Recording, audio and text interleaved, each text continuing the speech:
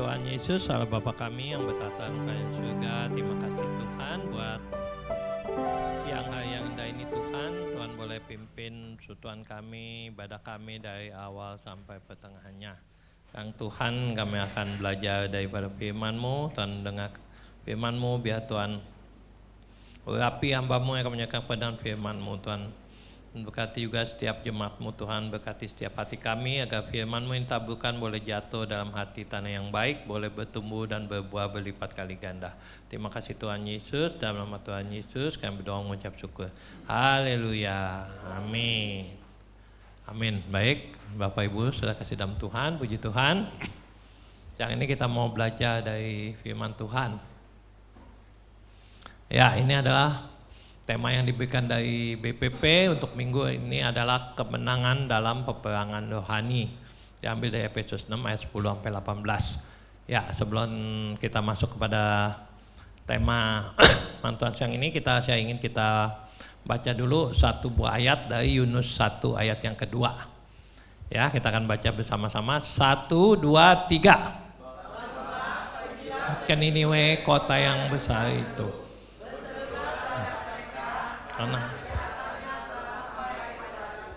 Ya, Bapak Ibu Saudara kasih dalam Tuhan, ini ada satu firman Tuhan kepada Yunus. Yunus disuruh pergi ke Niniwe.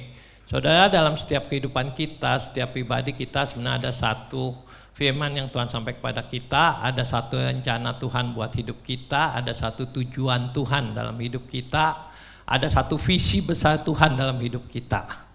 Tapi kadang banyak orang yang mungkin nggak menyadari ya, jadi hidup ya udah hidup biasa aja.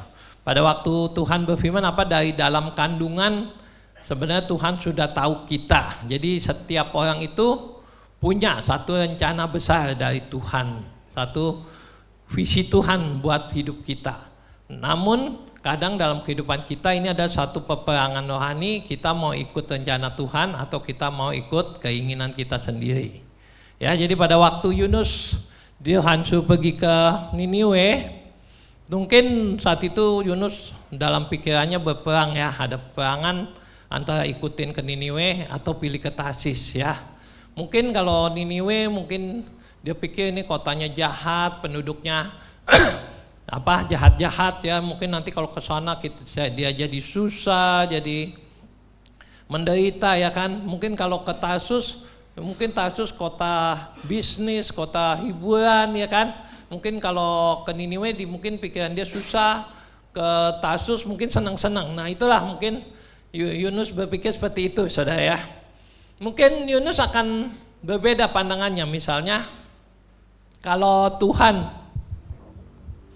berfirman misal bilang kata Yunus pergilah kamu ke Niniwe, kota yang besar itu, kamu berseru ya supaya mereka bertobat, dan nanti Niniwe penduduknya akan bertobat, nanti di Niniwe akan banyak terjadi KKR ya, akan banyak kebaktian-kebaktian, akan banyak gereja-gereja dibangun. Nah kalau kira-kira Tuhan sampaikan seperti itu, kira-kira Yunus mau nggak saudara?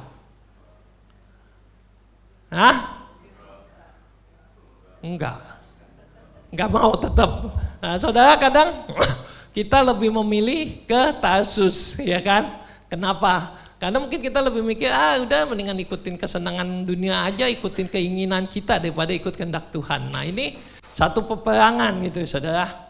Ya makanya jadi Tuhan itu sebenarnya udah ada rencana besar buat setiap manusia. Makanya kalau orang kadang tuh nggak ngerti, dibilang kamu mah bodoh, kamu mah nggak bisa apa-apa. Nah saudara, sebenarnya yang ngomong itulah yang bodoh, makanya mereka nggak tahu bahwa di dalam kita ada rencana besar Tuhan. Amin, amin. Makanya jadi kalau yang bilang kamu bodoh, kamu nggak bisa apa-apa, jangan percaya, karena mereka nggak paham bahwa di dalam diri kita ada satu rencana besar Tuhan buat kita. Amin. Nah itu mereka yang ngomong begitu sebenarnya mereka yang bodoh, yang nggak ngerti ya saudara. Nah saudara, Tuhan ada rencana buat setiap kita manusia, ada rencana secara umum, ada rencana secara khusus. Kita lihat tujuan buat umat manusia secara umum ya, buat umum. Dalam Matius 22 ayat 37 sampai 39, coba kita boleh baca ayatnya.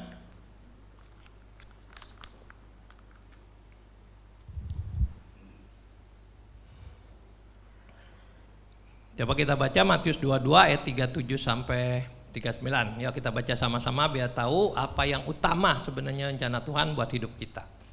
Ya, 1, 2, 3.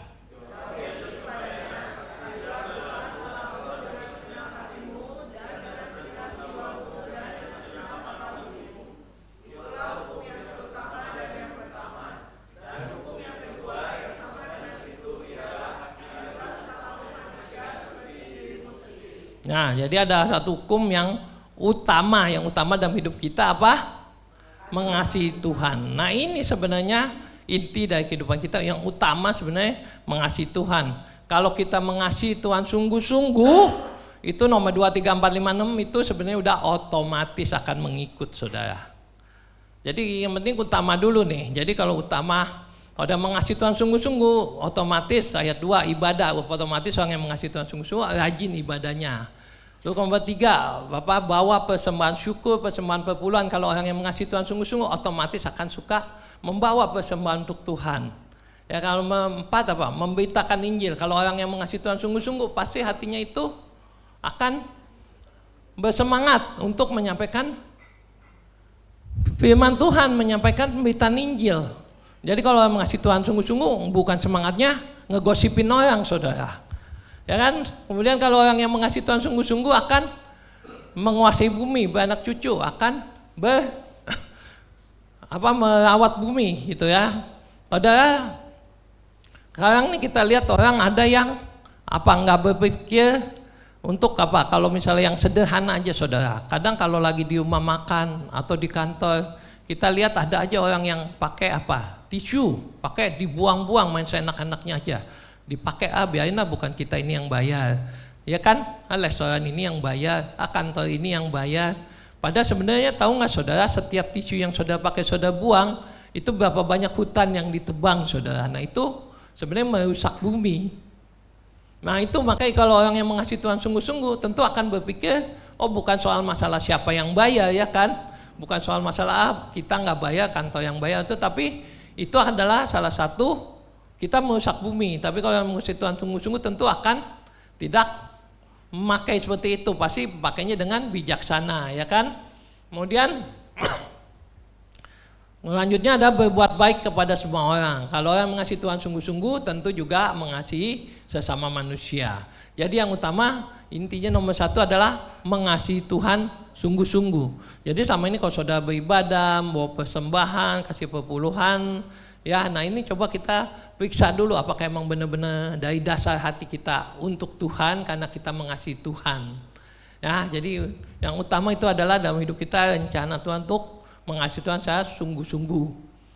Lalu ini ada juga rencana Tuhan bagi setiap pribadi. Jadi setiap orang beda-beda, tidak semua orang menghadapi yang sama, ya kan? Enggak semua orang punya sama. Contoh, Abraham disuruh Tuhan keluar dari negerinya. Abraham udah seneng ya tinggal enak dengan penuh kenyamanan, ayahnya orang kaya, ya kan? Tiba-tiba Tuhan suruh pergi, suruh keluar. Apalagi kalau sekarang kita zamannya ada internet. Kita kalau Tuhan suruh kemana? Ke Kasdim. Terus keluar kemana? Nah dia bisa cari dulu di Google, betul kan saudara? Terus mau kemana tujuannya? Tinggal saudara lihat di Google Maps. Berapa jaraknya nih, berapa jauhnya. Nah tapi waktu zaman Abraham itu enggak ada saudara, belum ada begitu. Tapi Abraham suruh keluar saudara. Nah ini banyak orang hari-hari ini mengalami seperti yang Abraham. Ya kan, misalnya kita lagi sekolah, sekolah udah enak-enak, mungkin buat saudara, wah ini sekolah udah bagus lah, udah paling cocok, tapi tiba-tiba Tuhan suruh sekolah, pindah sekolah. Waduh, ini mungkin buat saudara perjuangan berat ya, kayak Abraham pindah sekolah. Waduh, padahal udah sekolah udah enak itu, nanti pindah sekolah baru. ya mungkin di sekolah yang lama Tuhan lihat ini banyak teman-teman lingkungan pada ngefafe, pada ngomong yang nggak sopan, ngomong jorok. Firman Tuhan bilang apa? Pergaulan yang buruk merusak kebiasaan yang baik. Makanya kadang ketemu gitu Tuhan suruh kita pindah. Nah, atau saudara yang udah bekerja, mungkin udah bekerja, udah enak nih, udah dapat jabatan, udah dapat gaji enak, tiba-tiba saudara tahu, ternyata perusahaannya curang ya kan, pajak suka digelapin atau kadang punya pembukuan ganda. Nah itu mungkin ada perusahaan-perusahaan atau bahkan mungkin saudara tahu, oh perusahaannya udah mau bangkrut gitu kan karena rugi terus. Nah terus ya saudara harus pindah kerja. Nah ini kadang ini jadi pergumulan kita kan, harus kerja pindah dapat baru lagi. Atau kadang kita mesti pindah rumah ya kan. Saudara mungkin belum ada rumah sendiri, mungkin masih ngontrak, loh harga kontrakan naik terus. Saudara harus pindah, cari yang kontrakannya masuk, harus pindah ke daerah yang jauh. Nah kita kadang dalam hidup banyak saudara seperti Abraham. Kadang kita udah masa enak, nyaman, tapi Tuhan suruh kita pindah. Kenapa? Karena Tuhan tahu yang lebih baik. Amin. Ya tuh kalau kita Tuhan suruh pindah, itu kita mesti percaya bahwa kayak Abraham itu karena Tuhan sediakan yang lebih baik. Makanya itu kalau kita pindah itu bukan sesuatu yang baru. Banyak orang seluruh dunia ngalamin pindah-pindah ya kan, dari pindah sekolah, pindah kuliah, pindah rumah, pindah pekerjaan ya kan, pindah usaha ya kan. Itu suatu yang pindah, tapi kita percaya di dalam kita rencana Tuhan pindah itu pasti Tuhan suruh kita yang lebih baik. Amin. Kemudian Nuh juga Tuhan panggil khusus. Kenapa? Untuk bikin bahta. Nah firman ini Nuh bukan buat kita ya. Jadi kalau saudara nggak perlu di Jakarta, oh mungkin saudara pikir Jakarta juga sering banjir, terus saudara ikut-ikut bikin bahta. Enggak saudara ya. Atau misalnya Yusuf, nah Yusuf juga Tuhan udah ada panggilan khusus apa? Yusuf untuk menjadi penguasa di Mesir, rencana di Mesir untuk pemimpin.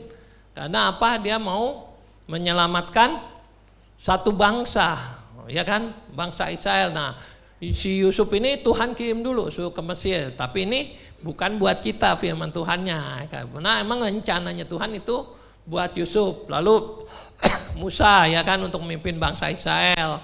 Yunus buat pergi ke Niniwe.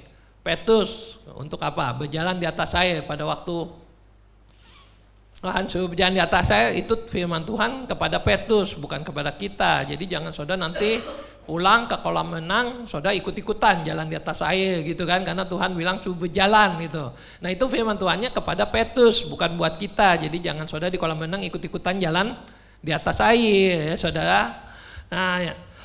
Ini rencana khusus, dan ini rencana khusus buat kita juga pasti Tuhan punya ya, untuk rencana kita, entah rencana nanti saudara untuk jadi hamba Tuhan, untuk jadi insinyur, untuk jadi dokter, untuk jadi musikus, jadi olahragawan, itu Tuhan punya udah nih, masing-masing Tuhan udah siapkan. Makanya kita mesti ikuti rencana Tuhan. Tapi kadang di dalam kehidupan kita itu kita seringkali peperangan nih ya kan, antara mau ikutin rencana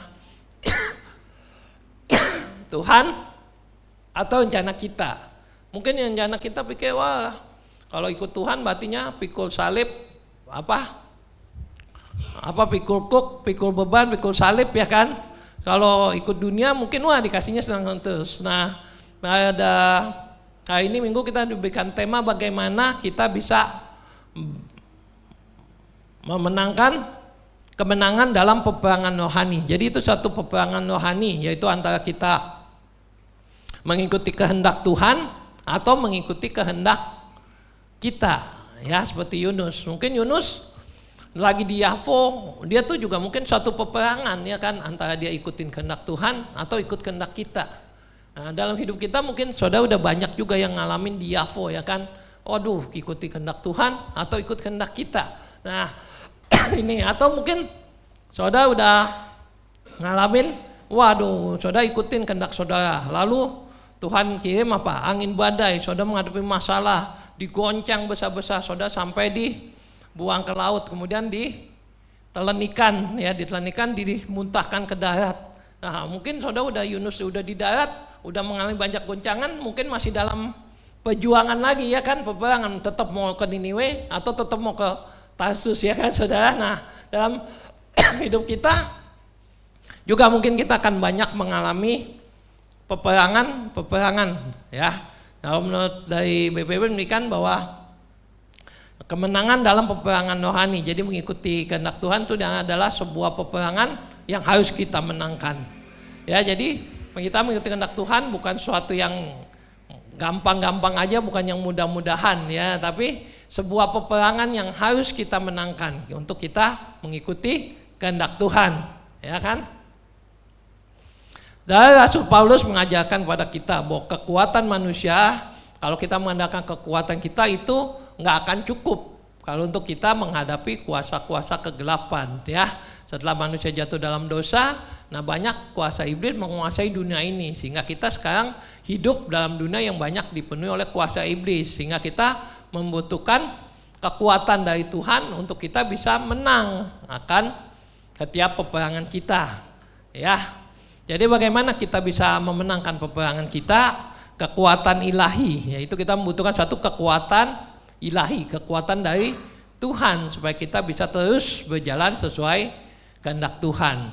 Ya, di sini katakan kekuatan ilahi nyata ketika kita, nah ada 3 hal yang penting bagaimana kita bisa kuat dalam Tuhan. Yang pertama, bagaimana supaya kekuatan ilahi itu bisa nyata dalam kehidupan kita? Yang pertama adalah kuat di dalam Tuhan. Ini ayatnya dalam Efesus 6 ayat 10 sampai 18. Ya kita baca dulu deh. Tolong Efesus 6 ayat 10 sampai 18.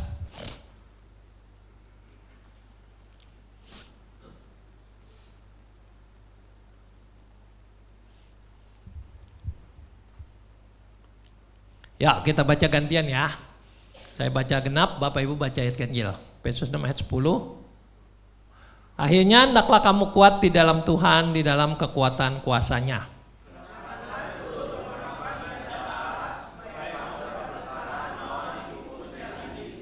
Karena perjuangan kita bukanlah melawan darah dan daging, tetapi melawan pemerintah-pemerintah, melawan penguasa-penguasa, melawan penghulu-penghulu dunia yang gelap ini, melawan roh-roh jahat di udara.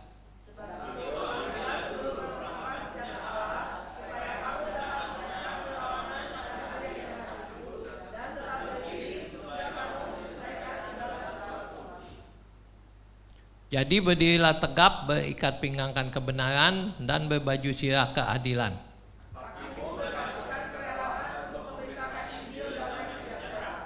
Dalam segala hal, dalam segala keadaan, pergunakanlah perisai iman.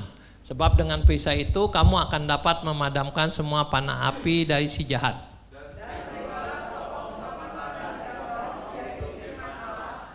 Dalam segala doa dan permohonan, berdoalah setiap waktu di dalam roh dan berjaga-jagalah di dalam doamu itu dengan permohonan yang tak putus-putusnya untuk segala orang kudus.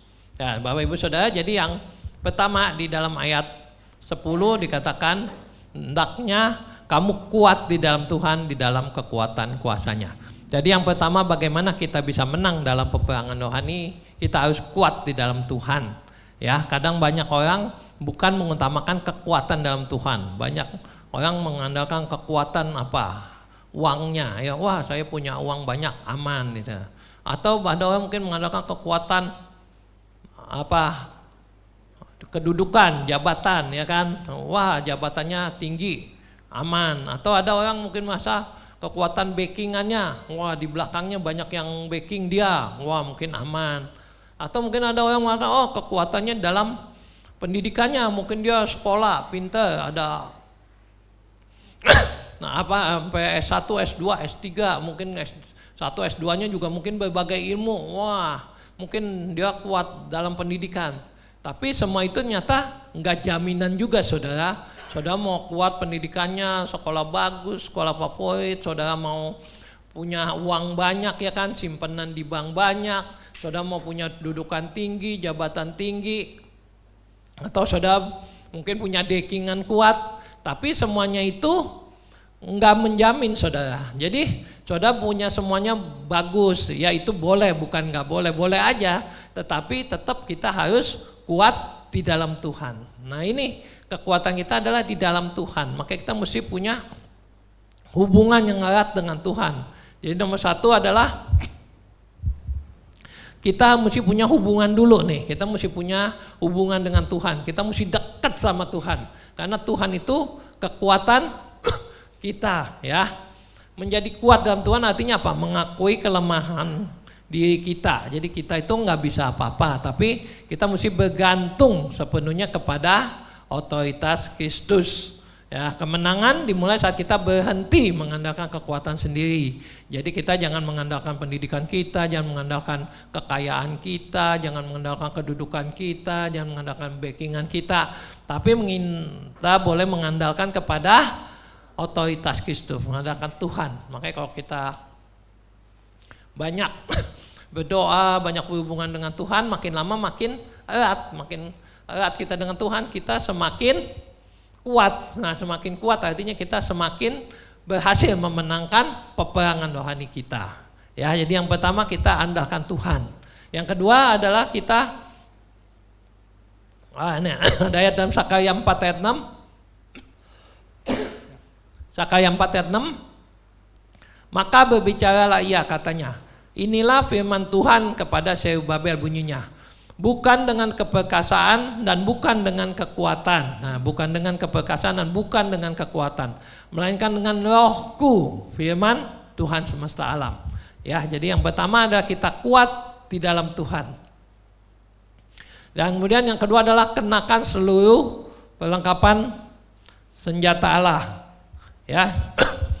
Jadi Allah itu memberikan persediaan perlengkapan senjata rohani. Ya. Berdasarkan ayat dari Efesus 6 ayat 10 sampai 18. Jadi perlengkapan senjata Allah pertama adalah kebenaran. Ya, jadi biar kita hidup dalam kebenaran. Ya, kita berani berkata jujur, ya, berani bertindak benar, ya kan, berani berkata benar, ya kan, berpikir yang benar.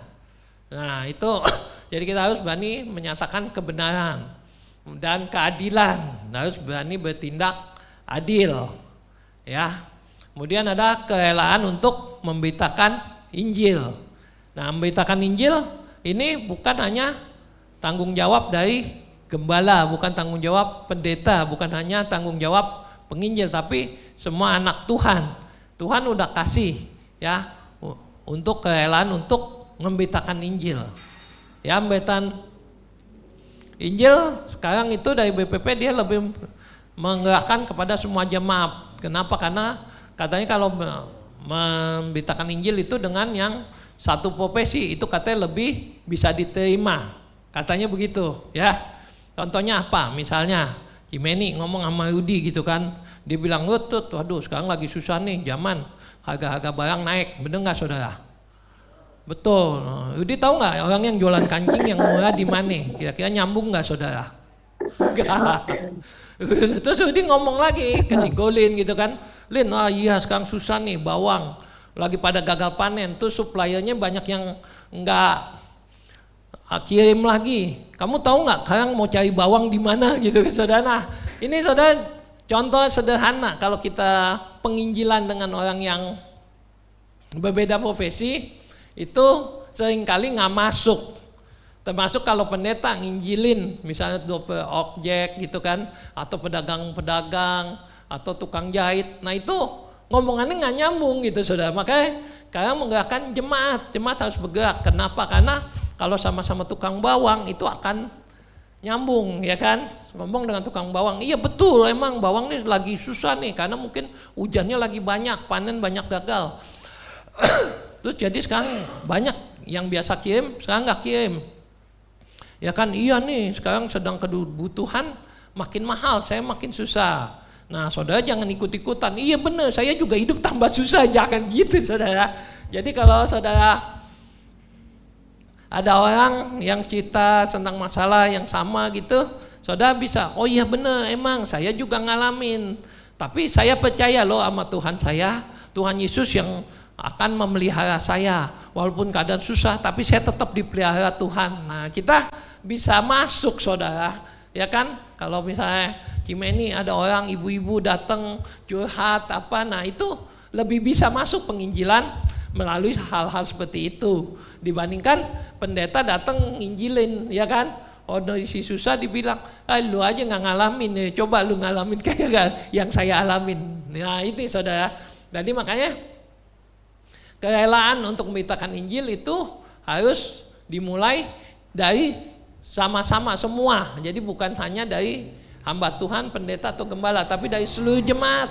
Ya, kita bisa pelayanan melalui orang-orang yang satu profesi dengan kita, satu pekerjaan. Ya, termasuk pelajar-pelajar yang masih sekolah juga bisa menginjil dengan teman-temannya, ya kan? Nah, mungkin ceritain dosennya galak, guru galak, atau pelajaran yang susah. Nah, kita bisa melayani. Kita katakan, oh aku punya Tuhan Yesus, iya saya berdoa, Tuhan tahu kasih saya hikmat. Nah, itu bisa ya. Kita bisa menyampaikan penginjilan, kerelaan memberitakan Injil, kemudian kita iman. Jadi sebelum kita menginjil, kitanya juga harus punya iman. Kita harus percaya sungguh-sungguh sama Tuhan Yesus. Ya, percaya sama Tuhan Yesus. Kita mesti beriman. Jangan setengah-setengah, jangan ragu-ragu, jangan bimbang. Ya, jangan punya masalah, entah Tuhan bisa tolong gak ya. Nah, kita manusia tuh seringkali ragu-ragu, ya kan? Tapi di sini katakan Tuhan memiliki iman. Jadi Tuhan tuh udah kasih kita perlengkapan senjata kita, yaitu iman. Mari kita beriman sungguh-sungguh sama Tuhan Yesus, percaya sungguh-sungguh dengan Tuhan Yesus. Kemudian keselamatan, nah ini yang Tuhan sudah kerjakan beberapa waktu yang lalu. Kita merayakan Paskah. Nah, Paskah itu untuk menyediakan keselamatan. Ya, Tuhan bilang bahwa di kolong langit ini tidak ada nama yang olehnya diselamatkan. Nah, makanya kita punya Tuhan Yesus, Tuhan udah sediakan keselamatan buat kita. Dan kemudian kita memiliki firman. Ada firman Tuhan, makanya kita mesti rajin.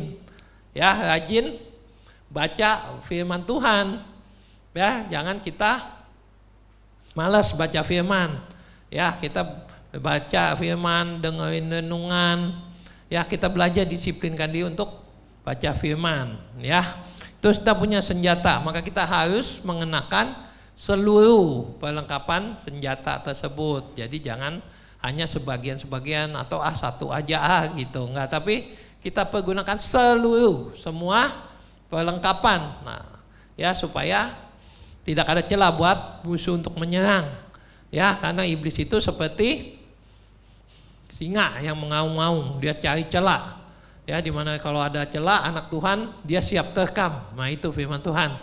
Maka kita mesti pergunakan semua senjata Allah agar jangan berikan celah buat si iblis untuk menyerang kita. Ya. Jadi firman Allah itu adalah senjata penyerang atau pedang roh yang mampu mematahkan setiap argumentasi dari tipu daya iblis. Ya. Dan yang ketiga adalah kita mesti konsisten dalam doa. Ya. Dalam ayat yang ke-18 dikatakan, dalam segala doa dan permohonan berdoalah setiap waktu di dalam roh. Nah, jadi berdoa setiap waktu dalam roh dan berjaga-jaga di dalam doamu itu dengan permohonan yang tak putus-putusnya untuk segala orang kudus. Ya, kita tahu dulu hamba Tuhan ya seniornya GPPS Pak Ishak Liu. Ya, dulu terkenal pada waktu zaman kita kata GBI Om Ho ya, Om Ho Leong Seng, Om HL Senduk. Nah, GPPS juga ada hamba Tuhan seniornya Pak Ishak Liu. Nah, Pak Ishak Liu ini terkenal saudara dari dulu. Dia satu hari bisa berdoanya itu kuat, bisa 6 jam, 8 jam dalam satu hari. Nah, satu kali GBI 1 kita Pak Ruben Adi ketemu. Dia tanya, Om bisa doa gitu lama gimana sih gitu kan. Dia cuma jawab singkat apa? Sedikit meminta, banyak menyembah Tuhan. Saudara, jadi doa itu jangan cuman minta aja, curhat aja sama Tuhan, tapi tuh menyembah Tuhan. Jadi banyak menyembah Tuhan, banyak meninggikan Tuhan. Kenapa saudara? Kalau saudara ada presiden datang, lalu saudara cerita, Pak Presiden apa? Ya hidup susah, bensin naik, terus harga pokok naik, sekarang saya cari uang tambah susah. Iya, anak saya perlu sekolah, perlu baju, beli seragam, beli buku, bla bla bla bla, saudara cita. Terus saudara musuh saudara cuman biarin aja, dia cuman lagi curhatan doang sama orang nggak tahu siapa.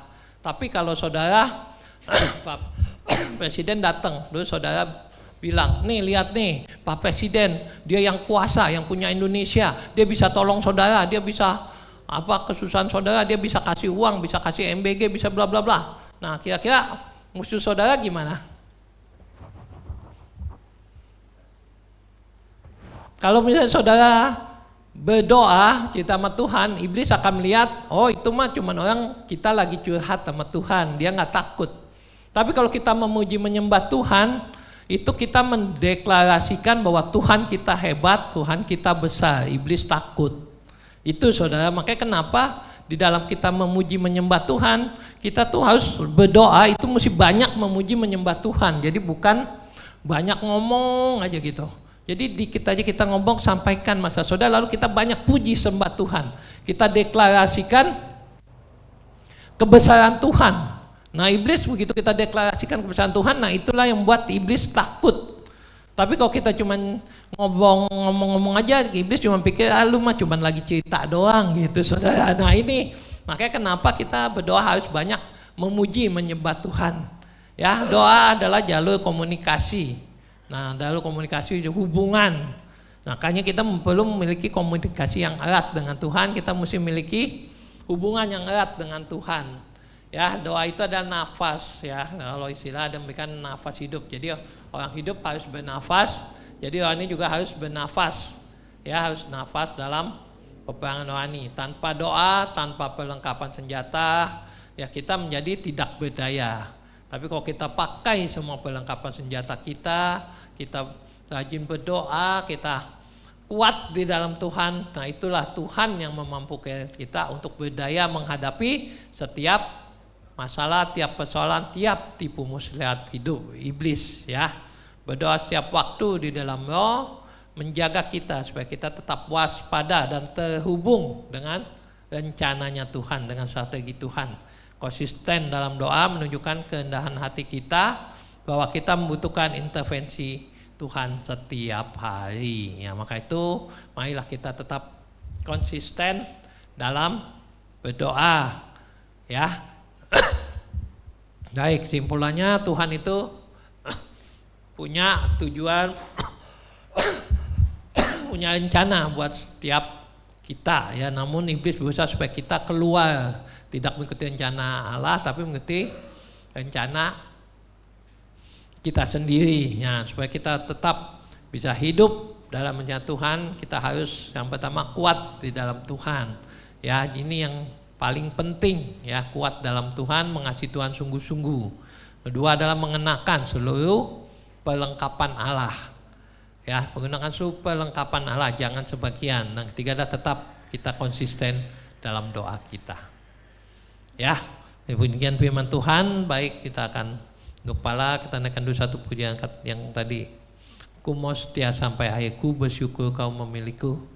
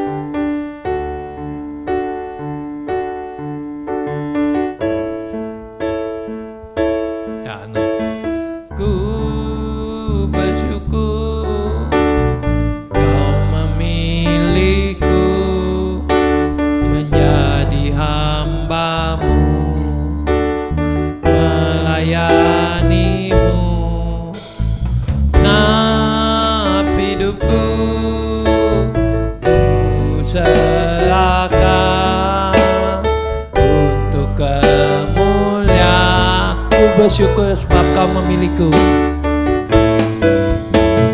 Ku bersyukur kau memilikiku menjadi hamba-Mu,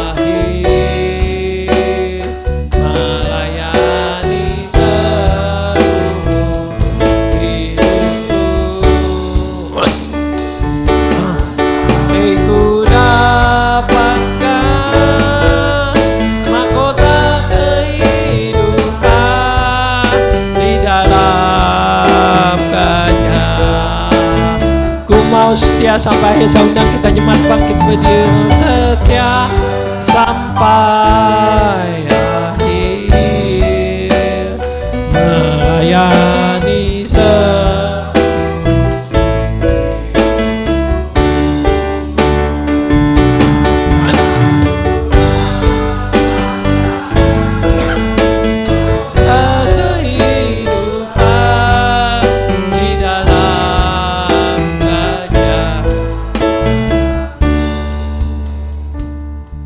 Tuhan Yesus, Bapa kami yang bertata dalam kerajaan surga. Terima kasih Tuhan buat siang hari yang indah ini. Tuhan boleh pimpin ibadah kami dari awal sampai pada saat ini Tuhan. Kami bersyukur buat firman-Mu